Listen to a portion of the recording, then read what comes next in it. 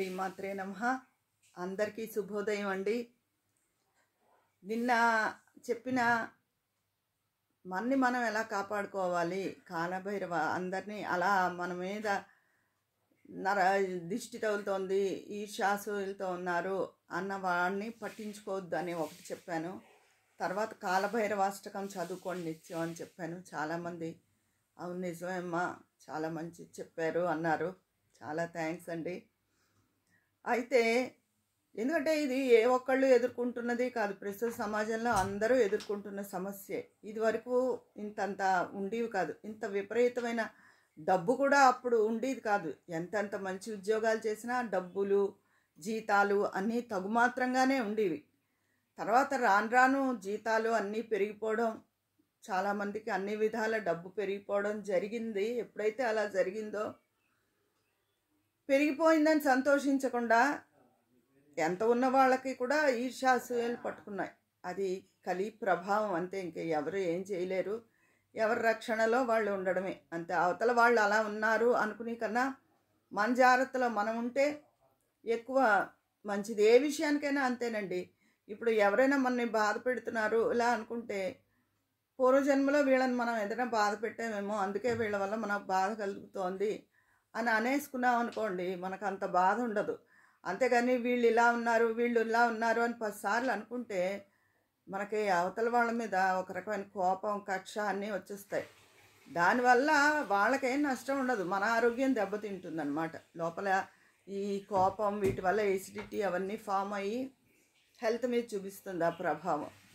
అందుకని అలాగా ఉండకూడదు. ఇది కూడా నేను చిన్నప్పుడు నాకు కూడా ఎవరైనా సరిగ్గా లేకపోతే ఆ మనుషుల మీద చాలా కోపంగా ఉండేది. మనం ఇంత మంచిగా ఉంటే ఎందుకు సరిగ్గా ఉండరు అని.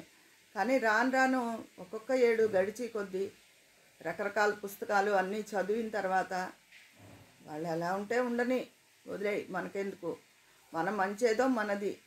ఆ పాపం పుణ్యం అన్నీ భగవంతుడు చూసుకుంటాడు. ఇష్టమైతే సరదాగా మాట్లాడడం, లేకపోతే తగినంత ఎంతవరకు అవసరమో అంతవరకు. మన దగ్గర వాళ్ళు అయితే తప్పదు కదా, దూరం వాళ్ళు అయితే వదిలేస్తాం. తగినంత మాట్లాడడం, మన లిమిట్స్లో మనం ఉండడం అని నిర్ణయించుకున్నాను అన్నమాట. అలా అయ్యాక కొంచెం మనసు ప్రశాంతమైంది. అందుకే ఎప్పుడు ఆ మంచి మంచి పుస్తకాలు ఎప్పుడు చదవాలండి.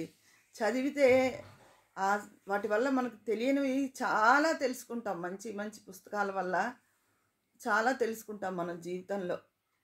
కాకపోతే ఇప్పుడు అందరికీ తగ్గిపోయింది ఆ అలవాటు. కానీ బుక్ రీడింగ్ అన్నది చాలా గుడ్ హ్యాబిట్. అది మనకి జీవితంలో ఎన్నో విషయాలను నేర్పిస్తుంది. అది అంటే ఎవరి ఇది అలవాటు మొదటి నుంచి ఉండాలనుకోండి. కానీ అసలు చెప్తున్నాను, ఎవరి మీద కోపం ఇది కక్ష అవి పెంచుకోవద్దు. మన కోపం ఏదో తన కోపం తన శత్రువు అంటారు. అలా శాంతమూర్తిలా ఉండపోమని నేను చెప్పను. ముభావంగా ఉంటే గొడవ ఉండదు. మనకు నచ్చితే బాగా ఉండడం, మన విసిగించి వాళ్ళతో ఎంతవరకు ఉండాలో అంతవరకే ఉండడం, అలా ఉంటే చాలా మంచిది. తర్వాత ఏ అనుభవం అయినా మనకి జీవితంలో నచ్చందైనా కష్టందైనా జరిగితే దానికి పూర్వ జన్మ కారణం అవుతుంది.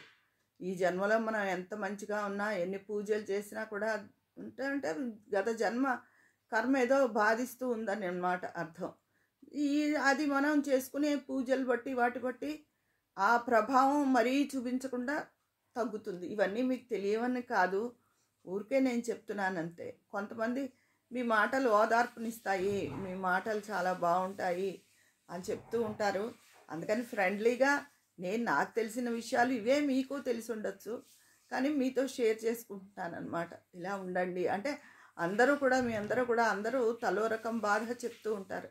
అలా బాధపడద్దు, అలా ఉండద్దు, ఈ రకంగా ఆలోచించి మీ బాధను తగ్గించుకోండి అని. ఎందుకంటే మనమే అనుకుంటే ఏదో చేస్తుంటాం, అందువల్ల వీళ్ళ వల్ల బాధపడుతున్నాం, కిందటి జన్మ వీళ్ళని బాధ పెట్టి ఉంటాం అలా అనుకున్నాం అనుకోండి, మనకు అవతల వాళ్ళ మీద అంత కక్ష కోపం రావు.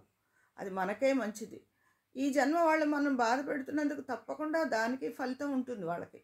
ఎప్పుడో కాదు, ఇప్పుడే ఉండొచ్చు, కానీ మనం పడవలసింది పడిపోతామని ఒక బాధ ఉంటుంది అవతల వాడు. నాకు అలాగే అనిపిస్తుంది. అనుభవిస్తాడు ఖచ్చితంగా అంటారు కొంతమంది.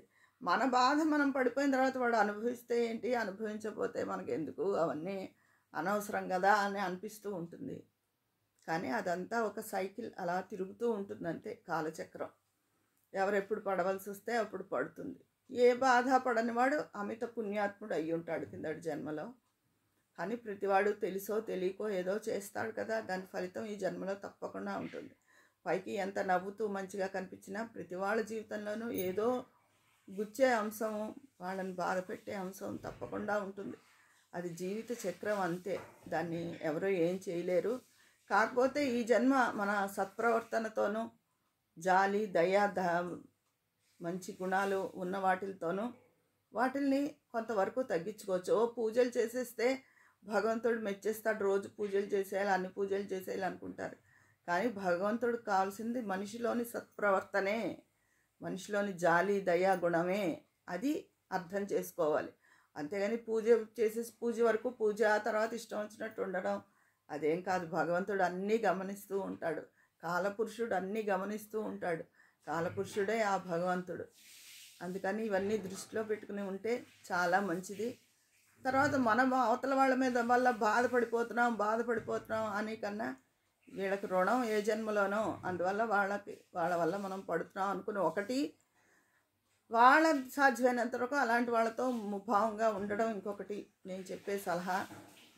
ఇది ఎవరికి చేరాలో ఎవరికి అర్థం అవ్వాలో వాళ్ళకి అర్థమయ్యే ఉంటుంది అనుకుంటున్నాను. వాళ్ళు కొంచెం నిన్న బాధగా మెసేజ్ అది చేయడం జరిగింది. వాళ్ళ మెసేజ్లు కూడా ఎవరో అబ్జర్వ్ చేస్తున్నారు, నేను ఇంకా చెయ్యను అని చెప్పడం కూడా జరిగింది. అలా మీరు ఏమనుకోవద్దు అని చెప్పాను. మరి ఆవిడ ఇష్టం, ఆవిడ ఇబ్బందులు ఏమిటో నాకు తెలియదు. కానీ ధైర్యంగా ఉండమని మాత్రం చెప్తున్నాను ఎవరికైనా సరే. ధైర్యం అన్నది చాలా మన జీవితంలో ముఖ్యమైనది. ఎలాంటి పరిస్థితుల్లో అయినా అధైర్యపడిపోతే మనం ఏమీ చెయ్యలేం. మన జీవితం ఎంత ఓపిక ఉన్నా లేకపోయినా ధైర్యంగా మాత్రం ఉంటే అది మన శరీరానికి కూడా శక్తిని ఇస్తుంది. ధైర్యం చాలా ముఖ్యమైనది. అందరూ ఈ విషయం గురించి ఒకసారి ఆలోచించండి. అవతల వాళ్ళు మన ఏదో అనేశారు అని బాధపడకుండా, ఏదో బాధ పెట్టి ఉంటాం అందుకని మనం ఇలా పడుతున్నాం అని మన మనసుకు సరిపెట్టుకుని, అలా అని వాళ్ళకి లొంగిపోయి ఉండమని నేను చెప్పను.